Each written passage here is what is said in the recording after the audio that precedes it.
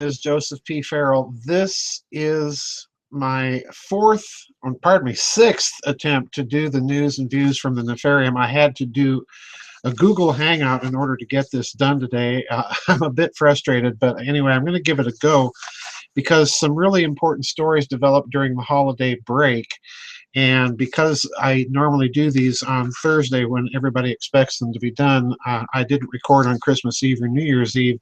So we're kind of looking back at stories that broke during the holidays. And I've got two articles. I want you to connect these articles in your mind, and I'll get into why in the process of doing the news and views.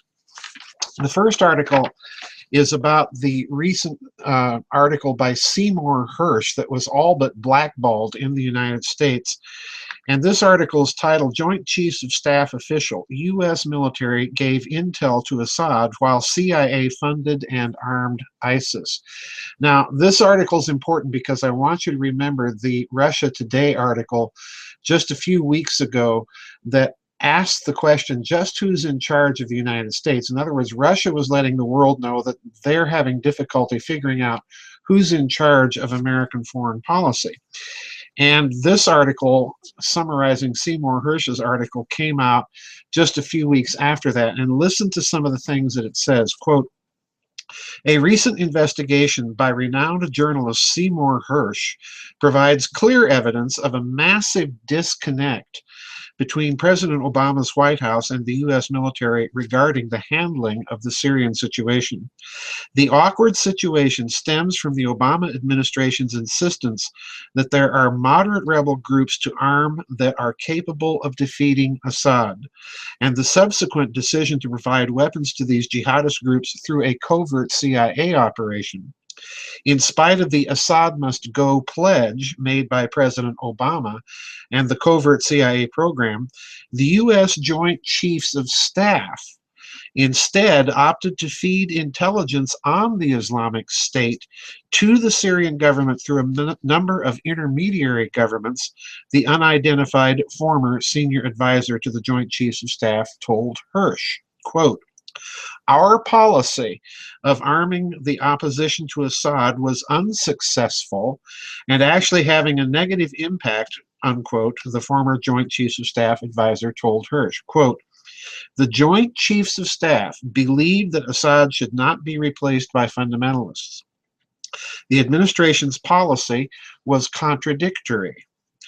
They wanted Assad to go, but the opposition was dominated by extremists.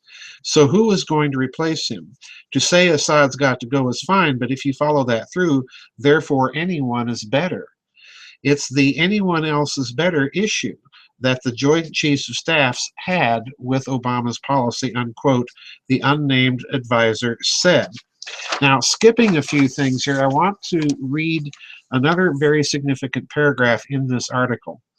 Quote, a former senior advisor to the Joint Chiefs of Staff told me, this is Seymour Hersh, was that the document was an all-source appraisal drawing on information from signals, satellite, and human intelligence, and took a dim view of the Obama administration's insistence on continuing to finance and arm the so-called rebel moderate groups.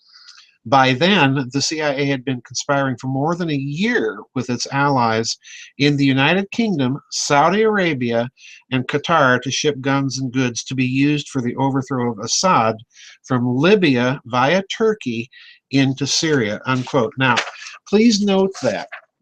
That's very significant because it's an indicator of how deep what I've been calling the factional infighting is within the deep state in the United States between the intelligence community represented by the CIA and the Joint Chiefs of Staff in the Pentagon. This is a very, very significant development, folks. And please note that as far as the Pentagon is concerned, the chief problem in the Middle East is Islamic fundamentalism, not the secularized states like Bashar al-Assad, all right? Now, in that context, I want you to listen to this article because I've been predicting that there would be an increasing Chinese presence and intervention in the Middle East. And indeed, almost as soon as I first attempted to record this news and views, I began receiving articles that I'll be blogging about recent Russian, and I mean recent as in the last couple of days, Russian and Chinese initiatives to get Iran and Saudi Arabia talking to each other. All right, so China is now entering the picture. This article is titled "Pentagon Stunned as Thousands of Chinese Troops Enter ISIS War." Now, please listen carefully. The Kremlin has announced that China is to send 5,000 of its most elite military forces into the Levant war zone to help Russia in the fight against ISIS. Now, let me stop right there, because you may not be aware that the Iraqi Prime Minister, al-Abadi, recently went to Beijing and basically begged the Chinese to send military assistance to Iraq to help them fight ISIS. In other words, Iraq is not asking the United States. Everybody's basically had it with American intervention, but they also want to combat jihadism, all right? So you have some very significant developments taking place, and now China's in the picture. Now let me continue. The Siberian Tiger Special Forces and Night Tiger Special Forces units were given authorization to be deployed by China's People's Congress on Sunday. And let's face it, folks, this is basically a rubber stamping legislative body, after China passed its first anti-terrorism law allowing their army to take part in anti-terror missions abroad. So in other words, the Communist Party has given approval, formal approval, to the use of Chinese military force in a counterterrorism role, all right? And that's very significant. Most critical to China in entering this war, this report continues, is the grave national security threat it faces both from the Islamic State and Turkey's National Intelligence Organization, and as perhaps best described by the noted award-winning American journalist Seymour Hersch, pardon me, who in his latest article warned of this threat, stating, quote, China, an ally of Syrian leader Assad, has committed more than $30 billion to post-war reconstruction in Syria. China, too, is worried about the Islamic State. China regards the Syrian crisis from three perspectives. International law and diplomacy, number one. Global strategic positioning, number two. And the activities of jihadist Uyghurs from Xinjiang province in China's far west. Now, let me stop right there and tell you why this is so significant. Because if you've been following the Russian and Chinese plans to develop infrastructure in Central Asia, and particularly China's desire to build high-speed rails through Central Asia to connect the Far East with Europe, this will run through Central Asia, and to do this, you have to have stability in the region. And that means you cannot allow any sort of Islamic jihadism to upset the apple cart and introduce instability and jeopardize all that investment. So this is why China is now in the mix, folks, and in a big way. Let me continue. Xinjiang province borders 8 nations. This is still Seymour Hersh talking. Mongolia, Russia, Kazakhstan, Kyrgyzstan, Tajikistan, Afghanistan, Pakistan, and India. And in China's view, serves as a funnel for terrorism around the world and within China. Many Uyghur fighters now in Syria are known to be members of the East Turkestan Islamic movement, an often violent separatist organization that seeks to establish an Islamist Uyghur state in Xinjiang. In other words, a Sharia law caliphate state, a province in China. All right.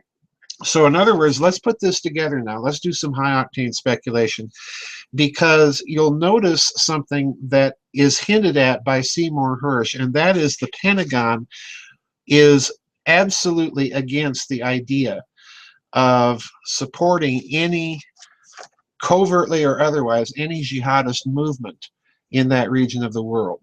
And now China and Russia are going, and I'm going to be blogging about this on the website, China and Russia are now getting ready to force the issue and force Saudi Arabia and Tehran to sit down and talk to each other. So in other words, we can look, I think, at the Pentagon and seeing this situation develop, and you've got to understand they can't be entirely in favor of Russian and Chinese intervention in that region of the world.